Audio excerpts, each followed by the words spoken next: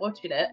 The other organizer, a gentleman, goes to hand the microphone to Harry again, and yet again, Meghan goes to take it, he holds it back and even laughs and says no, and then continues. It's a charity thing. There were lots of A-listers there like Jeff Bridges and Rob Lowe and Pink, and you'll remember last year Meghan very much was there centre. So the fact that Meghan was there last year and she was humiliated, not once but twice, and it was all over the organisers not wanting her to have them. Kevin Costner was busy hosting a grand charity gala, but Meghan Markle managed to steal the spotlight for all the wrong reasons.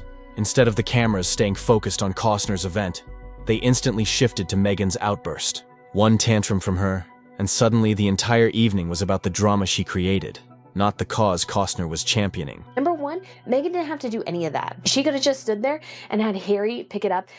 You know that secondhand embarrassment moment when someone crashes a party they were never invited to and pretends they're the star?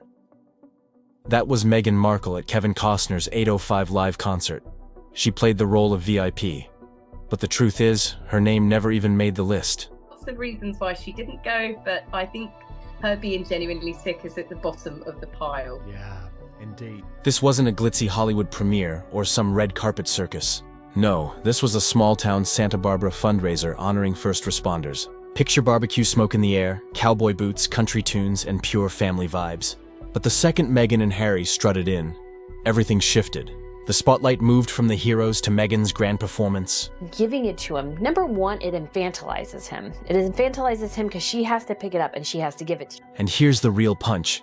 This wasn't Meghan's first fiasco at Costner's fundraiser. At this point, people whisper she's basically blacklisted. Not on official papers, sure, but let's be real.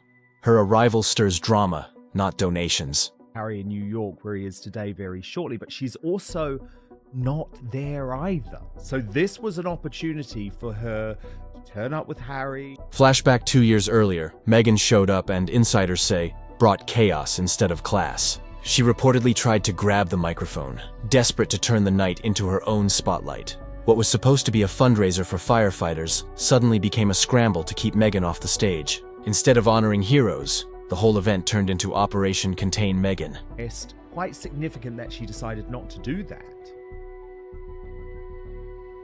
Yes, there certainly seems to be, I would say, trouble ahead. Then came last year. Invitations were sent, but guess who didn't make the guest list? Meghan. The message couldn't have been clearer. She wasn't welcome. Instead of staying quiet, she turned her absence into tabloid fuel. Headlines screamed about her being snubbed, and speculation went wild. Rumors even claimed Costner himself had decided he never wanted the royal circus at his event again. To do it, and it also pulls attention to herself because she didn't need to do any of that. If you are a self-assured adult, why do you need somebody else to pick up an award for you if you're gonna walk? So this year, when Meghan strutted in with Harry by her side, cameras snapping, and her own photographer trailing like a paid paparazzo, it wasn't just awkward, it was brazen. Everyone remembered the history. Everyone knew she hadn't been invited. Yet she carried herself like the star of the show. It's a very, very simple, should be a very, very simple gesture, but that Meghan all of a sudden makes it this thing where he has to interact with her in order to give. Costner's charity night is meant to honor first responders, the everyday heroes who put their lives on the line. But once again, Meghan hijacked the moment and turned it into her own spectacle. And let's be real, this isn't some isolated slip-up. It's a pattern. Meghan has shown time and time again that if there's a spotlight, she'll seize it, invited or not. Obvious that salt and pepper, as Meghan once said, no longer moves together. They seem to be doing more. But hold on tight, because what unfolded next didn't just tiptoe past awkward. It barreled straight into outrageous. Eyewitnesses claim Meghan didn't simply snatch the spotlight. She cranked it up to full-blown soap opera drama. It seems that Harry is the one being elevated. It's Harry being asked to go to events and not Meghan. She is still obviously on WME's client list. Right before the show kicked off, a young female staffer cautiously approached Meghan. Her task was simple: politely remind her that she wasn't scheduled to speak. No stage appearance, no microphone. It was clear, professional, and nothing personal. Almost being elevated, and Meghan is being pushed into the background. Now I can't see her taking that. At first, Meghan seemed agreeable. smiling, nodding, pretending she understood. But then, out of nowhere, she allegedly lost it. Witnesses claim Meghan suddenly lashed out, swinging her hand and striking the young staffer. Not a playful nudge, not an accident, a sharp, intentional slap. To be honest with you, and as you said, he's in New York.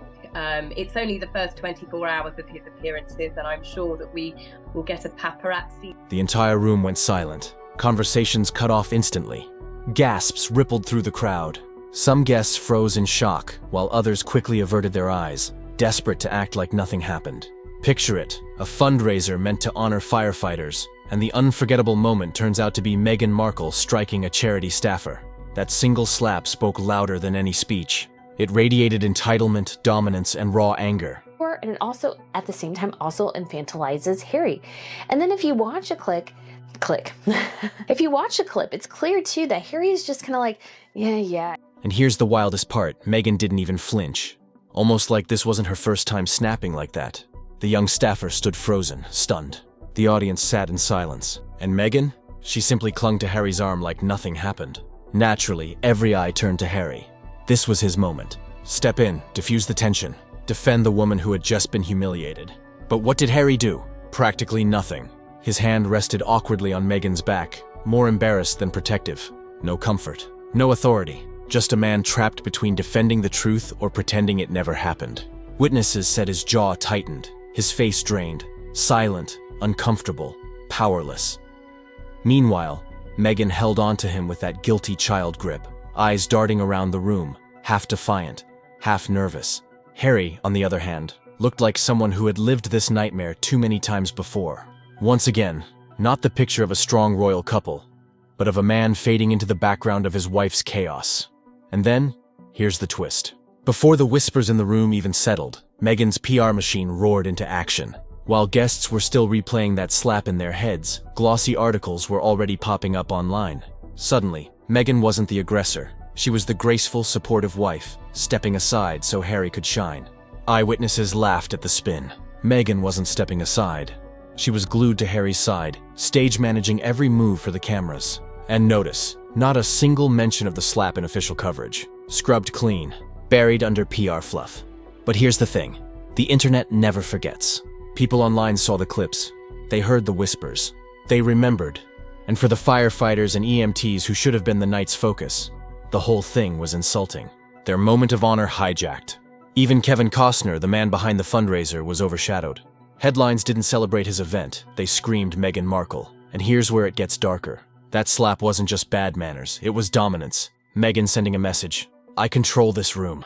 It wasn't an accident. It was a statement. The same kind of energy we've seen in her feuds with palace staff, family, and the press. And let's be real. Every time there's drama, Meghan's at the center of it. Whether it's clashing with Kate, rewriting royal traditions, or storming into Hollywood high society, the storm always follows her. Critics say this is the real Meghan. Not the polished Netflix princess. Not the posed photo ops. But the woman who lashes out when she's told no, who storms into events uninvited, who spins chaos into fairy tale headlines. And the danger? If this keeps spilling out in public, she won't just burn bridges with the royals, she'll torch her Hollywood chances too. Because here's the truth. Hollywood runs on image, and Meghan's is crumbling. At first, Oprah and Tyler Perry opened their doors. Netflix cut million-dollar checks, red carpets rolled out. But now, invitations are drying up. Producers whisper the same word. Liability. Hollywood forgives a lot. Affairs, scandals, even meltdowns. But slapping a charity worker at a fundraiser for firefighters? That's not edgy. That's toxic. That's the kind of stain that sticks. And poor Harry. Witnesses said he looked like a man trapped. The stiff smile, the glazed eyes, silently praying the night would end. Not a husband beside his wife, but a man surviving her chaos.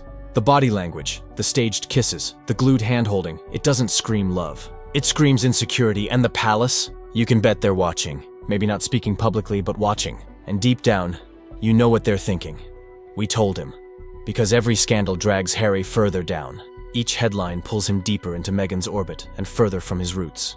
And how long can he keep this up before something snaps? Because if Meghan keeps this up, she won't just be cut off from the royals. Hollywood will quietly shut its doors too. Not with a bang, but with silence. The kind where the phone stops ringing. where no one wants the chaos at their premieres or charity galas, and that's the real danger. Not the slap, not the awkward silence, but the long-term fallout. Because Hollywood forgets your movies, but it never forgets your scandals.